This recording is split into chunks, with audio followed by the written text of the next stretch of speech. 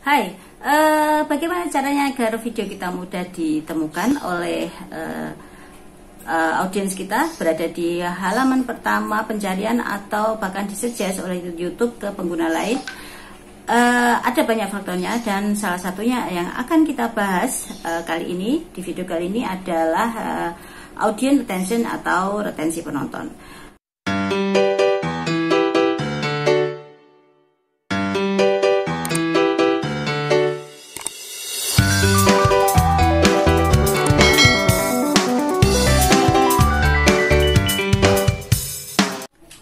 Hai, halo, assalamualaikum. Ketemu lagi dengan aku Indah, ibunya Ayaran. Di video kali ini, kita akan membahas tentang retensi penonton atau kalau dalam bahasa Inggrisnya audience retention.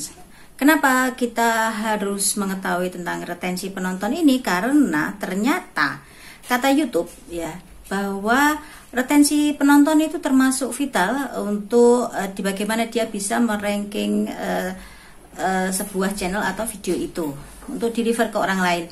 Ini aku dapatkan dari, aku sudah sedikit menggali sebentar. Ini aku dapatkan dari laman search engine https www.searchenginewatch.com. Itu aku kutip bahwa YouTube has cited audience retention as one of its main ranking factor. Jadi disebutkan, dikutip oleh YouTube sendiri bahwa audience retention itu one of its main ranking factor. Jadi satu faktor utama untuk dia meranking itu ya.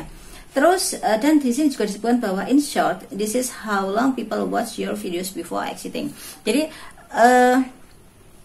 secara singkatnya ranking retensi penonton itu atau audience retention itu adalah how long, berapa lama sih orang itu menonton video kita gitu loh. Dan satuan yang digunakan di retensi penonton ini adalah persentase. Jadi misalkan kita punya video sepanjang 10 menit durasinya dan penonton menonton itu hanya sekitar 5 menit atau kalau 10 menit 5 menit itu udah bagus ya.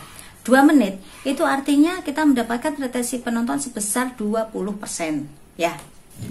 Nah, untuk dalam YouTube ranking factor itu sendiri selain retensi penonton itu sebenarnya ada banyak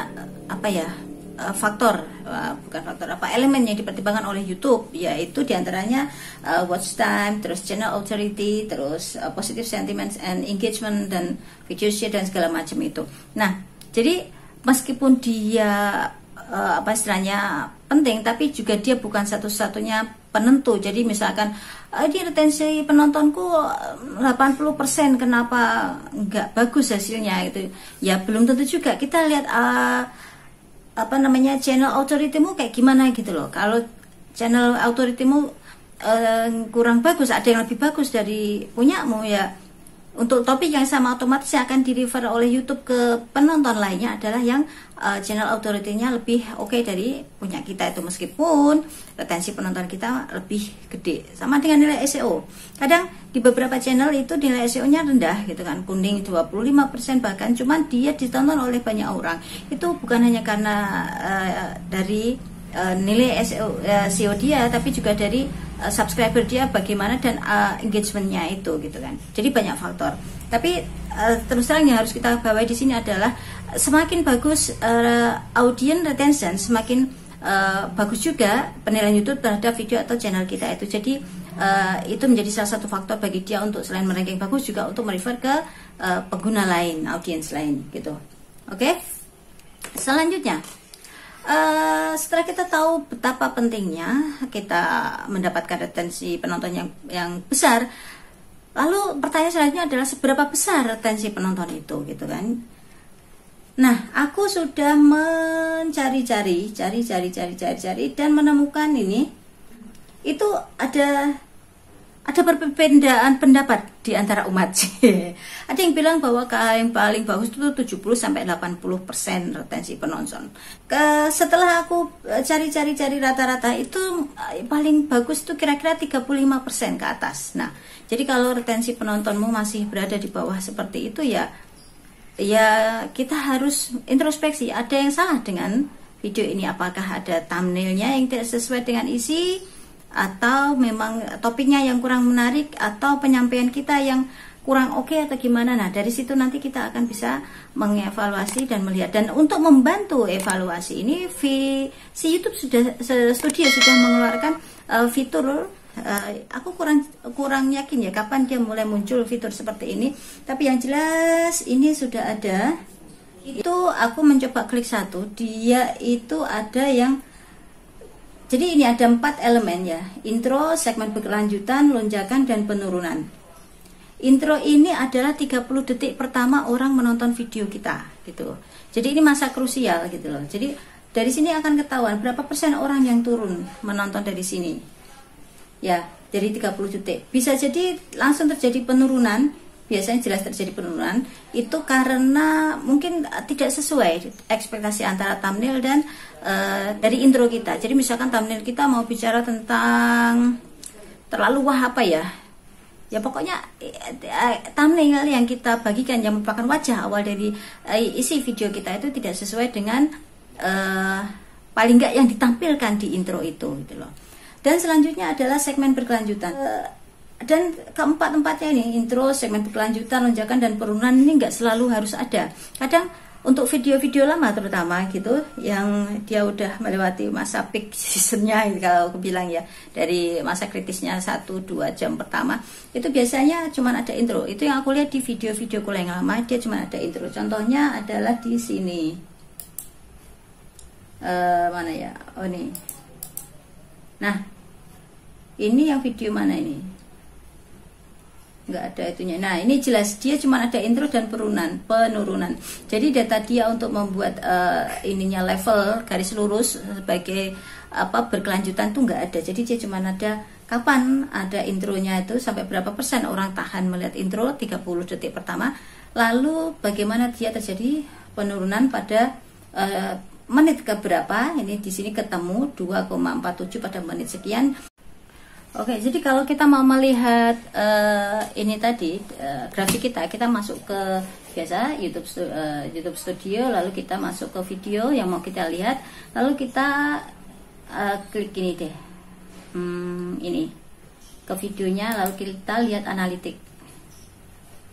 Nah, ini video ini ditonton sekian orang, terus dia menyumbang 7 subscriber di sini. Nah, dan ini adalah penelusurannya dari mana aja, halaman channel segala macam. Dan nah ini bagaimana ada eksternal dan lain segala. Nah, ini momen penting untuk retensi penonton. Di sini kita ketahuan nih ada intro. Intronya itu adalah sekian 30. Jadi selama 30 detik pertama orang yang masih menonton itu sebesar 68%. Lalu nah ini intro. Terus setelah itu ini terjadi kita kalau klik segmen berkelanjutannya di sini dia nyaris datar. Nih kalau kita mau cari apa nih maksudnya nih di sini, garis mendatar pada diagram menandakan penonton menonton bagian dari awal sampai akhir. Jadi ini segmen berkelanjutannya ada di sini. Terus kalau kita lihat lagi penurunan, nah ini yang penurunan drastis terjadi pada menit kedua, saudara. Ya, nih penurunan berarti penonton melewati atau berhenti menonton video di bagian tertentu. Ini bisa banyak faktornya ya sebenarnya.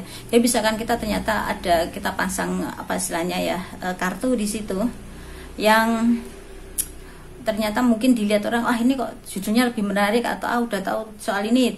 Jadi dia langsung klik ke yang kartu kita dan meninggalkan. Ini bisa jadi kayak gitu kasusnya, atau memang dia udah nggak tertarik gitu kan. Ya itu terjadi seperti itu. Terjadi pelonjakan banget kayak gini, sebenarnya ada sesuatu di sini. Cuman nggak aku bagi di sini ya. Yang nggak kalah penting dari sebuah retensi penonton sebenarnya adalah durasi video gitu loh. Apakah semakin panjang durasi video semakin bagus gitu loh? Tergantung juga sih videonya tentang apa.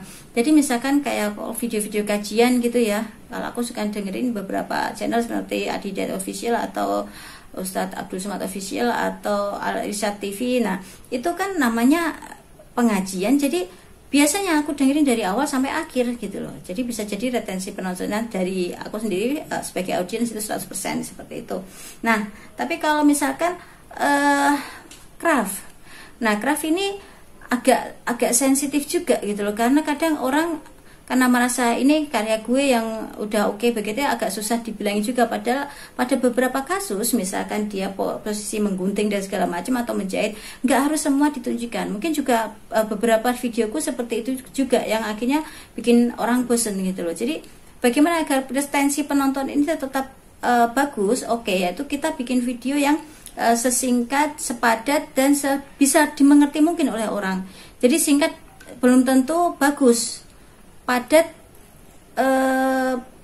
bernas yang memang sudah bisa tersampaikan semua yang ingin kita sampaikan, it's okay gitu loh. Tapi kalau bertele-tele, nah bertele-tele itu artinya itu yang nggak bagus. Terus bagaimana kita bisa tahu itu video bertele-tele atau enggak? Ya coba potong gitu loh. Kalau dengan dipotong itu kira-kira orang masih bisa memahami, artinya ya itu memang harus dibuang gitu loh. Tapi kalau begitu kita membuang itu tapi mempengaruhi apa yang ingin kita sampaikan, misalkan harus menjahit resleting gitu kan, tapi ternyata tidak dilewati menjahitnya, tapi cukup ada istilahnya kata apa ya namanya, gerak tangan kita ini nanti dijahit dan setelah hasilnya bagaimana. Nah itu orang sudah cukup paham gitu. Itu bisa pakai cara yang seperti itu, atau proses menjahit resleting tapi nggak perlu sampai full gitu kan. Atau kalau boleh ditunjukkan untuk di titik-titik kritis tertentu, misalkan itu contoh di craft gitu, di jahit seperti yang biasa aku bikin di videoku yang ayaran tutorial DIY. Jadi begitu tentang retensi penonton dan sedikit durasi dan bagaimana pentingnya dia untuk optimasi channel kita atau video kita agar bisa mendapatkan ranking faktor yang bagus di YouTube. Oke, ini semoga videoku bermanfaat, bisa diambil manfaatnya dan bisa diterapkan di channel kita, karena aku sendiri juga sedang berusaha untuk menerapkan semua pengetahuan untuk optimasi YouTube ini. Silahkan di subscribe, like, share, dan komennya aku tunggu. Silahkan berbagi juga bagaimana pengalaman kalian dengan retensi penonton, atau kalau misalkan kalian baru tahu tentang retensi penonton, silahkan tinggalkan komen di bawah. Dan kalau ada pertanyaan silahkan share-nya. Silakan juga agar kita bisa berbagi sebanyak mungkin pengetahuan kepada orang-orang di sekitar kita. Begitu. Oke, see you, sampai ketemu di videoku berikutnya. Assalamualaikum. Bye.